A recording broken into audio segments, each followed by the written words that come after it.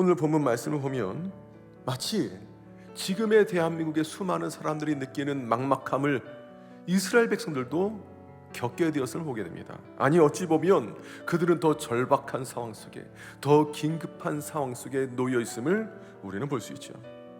그야말로 진퇴양난의 상황에 이른 거죠. 여러분, 이런 현실 속에 있게 되면 똑같은 현실이 있다 할지라도 이 현실을 바라보는 두 가지 관점인데, 첫 번째가 뭐냐면 바로의 관점이자 세상의 관점입니다. 저 사람들 죽었다, 하나님 섬긴다라고 그렇게 난리법석 치더니만 결국 뭐냐?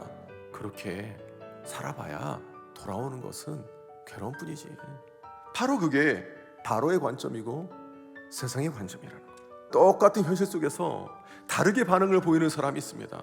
바로 믿음의 관점이자 모세의 관점입니다. 이처럼 같은 현실이라 할지라도 믿음의 관점을 가지고 모세는 있었습니다. 그런데 하나님께서는 누구의 손을 들어주셨습니까?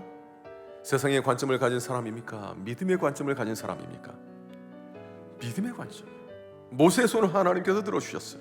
여러분, 그렇기 때문에 우리가 인생의 길이 보이지 않을 때 어떻게 됩니까?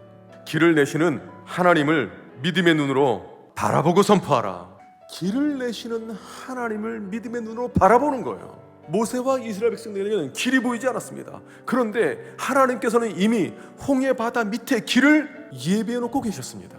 내 눈에 안 보일 뿐이지 길이 없는 게 아니에요. 눈에 보이는 증거는 없어요. 그러나 믿음만 붙들고서 내가 살아가는 거예요. 하나님을 붙드는 믿음 붙들고 살아갈 때 하나님께서는 우리의 믿음을 보시고 우리가 믿는 바를 눈에 보이게 하십니다. 인생의 길이 보이지 않을 때 두 번째 행할 것이 무엇입니까? 하나님의 뜻을 구하며 행진하라. 기도하며 앞서 나가신 하나님 바라보며 행진하는 거예요. 우리가 이렇게 하나님 뜻 구하면 하나님이 즉각적으로 보이면 좋은데 안 보이세요. 하나님의 도우심이 기적적으로 막 일어나는 것을 우리가 보면 좋은데 내 눈에 보이지 않을 때도 있습니다. 기도하는 사람은 왜 기도하냐? 하나님께서는 내 눈에 보이시지 않지만 하나님께서는 여전히 나와 함께 하심을 깨닫기 때문입니다. 하나님의 역사하심은 지금도 계속해서 이루어짐을 알고 있기 때문에 새 일을 행하시는 하나님, 이를 멈추지 않으시는 하나님을 내가 믿음의 눈을 바라보고 하나님의 뜻을 구하는 것입니다.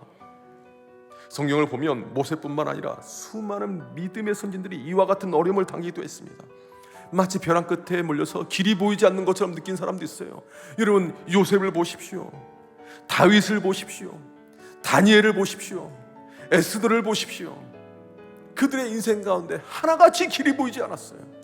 그러나 그들은 동일하게 길을 내시는 하나님 바라보고 믿음으로써 하나님의 역사심을 바라보고 선포하며 그 길을 행했던 사람입니다. 그렇기 때문에 우리가 하나님의 역사심을 믿음으로 깨닫고 구함으로 알았더라면 믿음의 행동을 통해 하나님의 일을 이루어 가시는 잠실세네교회 성도님들 되기를 주님의 이름으로 축복합니다.